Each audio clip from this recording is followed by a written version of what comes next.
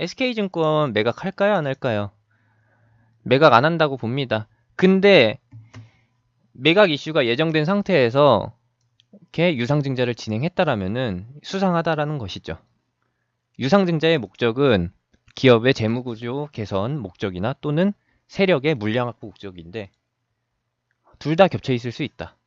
근데 지금 유상증자를 진행한 지 벌써 1개월, 2개월, 3개월, 4개월, 5개월이 됐다. 5개월이 됐는데도 주가 변화가 박스권에 머물러 있다면은 얘는 조만간 슈팅이 나올 수도 있다라는 것이죠.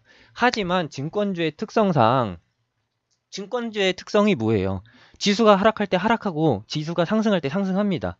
왜? 지수가 상승한다는 것은 상승장이라는 것이고 상승장이 되면은 투자금이 몰리죠. 어떤 투자금? 개인 투자자들의 투자금. 그 투자금이 다 뭘로 되느냐?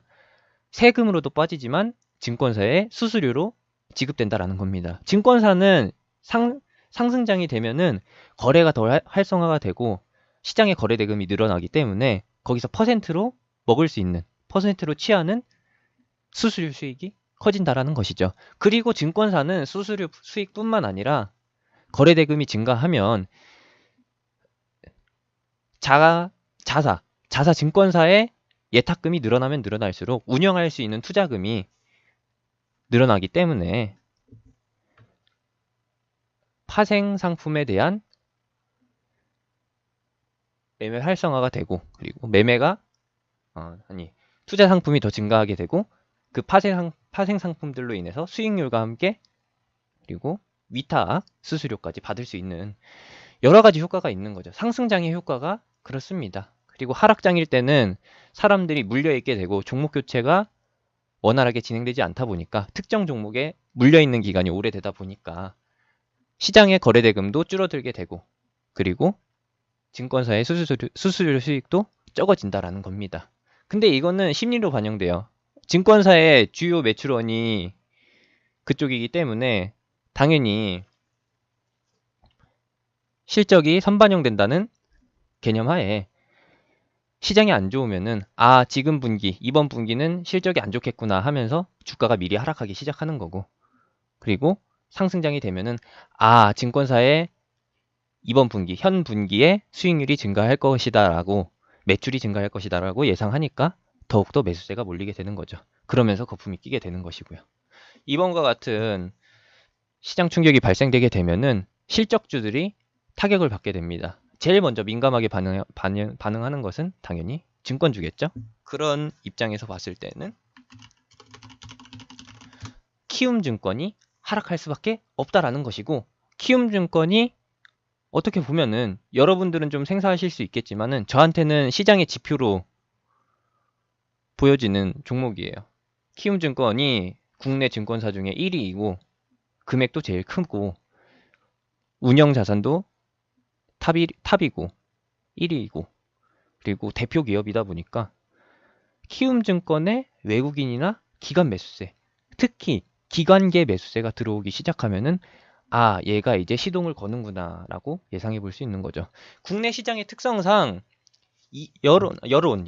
언론 매체를 이용해서 개인 투자자들의 심리를 움직이는 게 기관이기 때문에 개인이 반대로 움직이게끔 유도하는 게 기관이기 때문에 기관이 증권사를 매도한다라면은 그거는 차익 실현이라면은 이제 시장의 하락이 예상되는 부분이고 그리고 기관이 매수하기 시작하면은 그것은 무엇이다?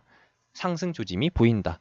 어느 정도 저점에 다다랐다라고 추측해 볼 수 있는 겁니다. 그런 관점에서 몇 가지를 보는데 바로 신용 물량, 시장의 신용 물량과 그리고 증권사 관련주들, 증권주들 그런 관점에서 본다라는 겁니다. 그런 관점에서 키움증권을 지표로 보고 있어요. 요거 보이시죠? 최근 키움증권의 수급 흐름입니다. 같이 보도록 할까요? 외국인과 기관 최근에 매수했던 게 4월 29일 여기죠 여기 차트에 표시해 놓도록 하겠습니다. 그리고 오늘이 있고 이전에는 완전 소량 25일과 22일 17일 15일 15, 17, 22, 25 15 17, 22, 25 요거죠. 그 이전에 지금 하락 구간 말고 하락 구간에서는 징검다리로 들어왔으니까 상승 중일 때를 보도록 합시다. 상승 중이라고 하면은 언제부터 언제까지냐? 1월 달 그리고 3월 달을 보도록 합시다. 1월 1일부터 3월 5일까지죠. 1월 2일부터 1월 31일까지고요. 3월 5일부터 4월 3일까지입니다. 1월 달부터 보도록 하겠습니다. 1월 2일. 1월 2일에서 한 10일 전 보도록 하죠. 이제 연말 마지막 거래일인 28일. 그리고 연말 윈도우 드레싱. 연말 윈도우 드레싱은 마지막 거래일의 이틀 전에 발생되게 됩니다. 26일이 결산 기준일이 되겠죠. 26일까지 기간이 매도하다가 매도를 끝내놓고서 어떻게 되느냐? 27일, 28일에 올해 거, 2019년 거 포트폴리오를 채우기 시작합니다. 27, 28일에 순매수, 매수세에 들어갔죠. 그리고 연말 연초에 이슈가 있었고 그때 일부 물량 포트 교체를 위해서 매도를 진행한 후 그 다음에 다시 새롭게 매수를 시작합니다. 매도했던 만큼 재매수에 들어가는 거죠. 언제까지? 1월 7일부터 1월 18일까지. 1월 18일까지면 여기죠, 여기. 기관이 매수했을 때 이만큼입니다. 그리고 기관이 최저점에서 매수했던 때를 보죠. 1월 4일입니다. 1월 4일에 약간의 매도세 그리고 그것을 기관이 매도한 것을 외국인이 받아줬고요. 그 다음에 갭상승으로 출발합니다. 여기죠. 기관은 완전 발바닥 수준에서 매수한 것은 아니다라고 확인해 볼 수 있는 거고 외국인이 어느 정도 저가를 잡는다라고 보시면 되겠습니다. 키움증권은 외국인이 바닥을 잡는 종목이다 라는 것으로 추정해 볼 수 있는 거죠. 그리고 1월 15일부터 보시게 되면은 1월 15일 양매수였고요. 그리고 1월 16일에도 양매수였다. 1월 18일에는 양봉이었고 윗꼬리가 달렸고 그리고 23일에 양매수가 들어옵니다. 23일이 여기죠. 이때는 기관이 바닥을 잡습니다. 그리고 나서 기관이 추가로 매수하면서 상승을 이끌어내고 그 다음에 외국인이 매수하기 시작했는데 28, 29, 30일 여기죠. 28, 29, 30일 이 구간에서 기관의 물량을 받아줬다. 월 말에 외국인이 기관의 물량을 받아줬다라는 것은 기관이 차익 실현을 진행하는데 도움이 됐다라는 겁니다. 기관이 차익 실현하는데 외국인이 도움을 주고 그 다음에 어떻게 하느냐?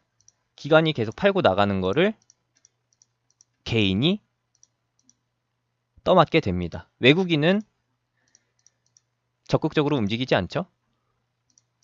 그리고 나서 2월 달로 넘어옵니다. 2월 중순까지 개인이 순매수를 보이면서 어떻게 됐느냐? 주가는 곤두박질 치죠. 지수 역시도 이 당시에 하락했었고요. 그냥 증권주, 키움증권은 증권주의 대표주인 키움증권은 지수와 같이 움직인다라고 보시면 돼요. 어떤 지수? 코스피 지수랑요. 보나마나 뻔해요. 이때의 코스피 지수는 하락했습니다. 그리고 언제까지 하락이 진행됐느냐? 1월 달 상승 이후에 2월 19일까지, 2월 20일까지 하락이 진행됐다라는 겁니다. 2월 달의 저점은 2월 20일에 잡혔어요. 2월 20일에 잡혔는데 아까 말씀드린 대로 외국인이 저점을 잡는 게 키움증권이다라고 말씀드렸었죠. 기관은 18일에 먼저 매수하기 시작하고 기관이 매수한 건 여기고요. 작은 원이고요. 작은 동그라미. 그리고 저점을 잡은 것은 외국인인데 외국인이 2월 19일부터 해서 2월 26일까지 순매수를 했다. 이 구간에서 외국인이 매수했다라는 겁니다. 그리고 나서 반등이 나왔죠. 반등이 나오니까 바로 기관이 물어줍니다. 기관이 언제 물어줬느냐? 요만큼 물어줬죠. 외국인이 수익이 나게끔.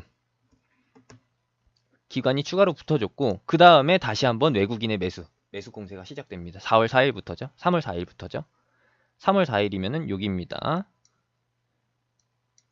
지금 제가 표시해드린 게 3월 5일이네요. 여기서부터 집중적으로 매수하기 시작합니다. 언제까지? 3월 21일까지. 여기까지죠. 외국인이 매수한 게 요만큼. 그리고 나서 외국인도 기관도 팔지 않는 상태에서 아무도 액션을 취하지 않는 상태에서 개인들이 매수하니까 주가가 빠지죠.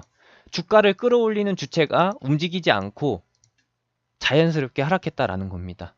그렇다는 것은 개인이 손절하면서 다른 개인이 그것을 받았다라는 뜻으로 해석해 볼 수 있는 거고요. 그 다음에 4월 1일부터 다시 한번 상승이 시작됐는데 4월 1일이 언제냐?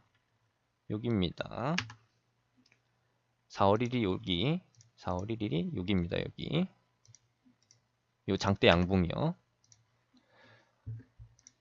이전에 3월 말에는 아무런 액션이 없고 기관이 차익 실현을 진행한 다음에 월말 윈도우 드레싱, 월말 차익 실현이죠.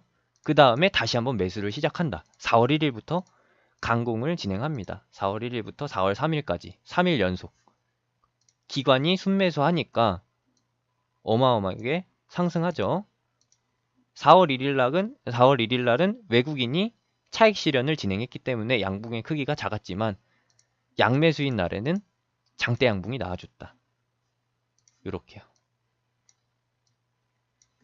그렇다면은 1월부터 3월까지 보셨으면은 이제 학습 효과가 생겨야 돼요. 말씀드렸죠? 키움증권은 누가 저점을 잡는다? 외국인이 저점을 잡는다. 어떤 사례를 통해서? 1월과 2월, 3월의 학습 효과를 통해서. 그리고 외국인은 저점을 잡고 기관은 들어올리는 역할을 하는 거. 그것까지 확인되셨으면 1번 한번 눌러보시고요. 이 부분은 녹화에 안 들어갔습니다. 그렇다면은 이번에도 역시나 지금 외국인과 기관이 약한 양매수세를 보이고 있는데 어느 한 주체가 움직이기 시작하면은 다시 한번 반등이 출현될 가능성이 높다라는 것이죠. 거기에 추가로 더 도움이 되는 것은 개인이 순매도를 하고 외국인이 기관이 순매수를 하는 상황이 된다라면은 개인과 기관 A인이 반대로 움직이는 포지션이 발생하게 된다면은 그것은 너무나 땡큐다. 우리가 같은 개인이지만은 항상 개인이 승리하는 법은 없으니까 이거를 이용하도록 합시다. 이걸 모르시는 분들, 이 방송 안 보시는 분들은 죄송하지만 어쩔 수 없는 거죠. 아시겠죠? 이렇게 참고하시면 되겠고, 오늘 양매수세의 출현과 함께 개인이 매도하니까 일단 첫 번째 저점으로 추정되는 양봉이 나왔다. 근데 매수세가 약하니까 이거는 신뢰도가 높은 반등 포인트는 아니고 대략적으로 1차 반등 포인트 정도로만 생각해 주시면 되겠다라는 거 확인해 주시면 되겠습니다. 일단 증권주를 통해서 시장을 보는 방법, 요거에 대해서 간단하게 알려드렸고요.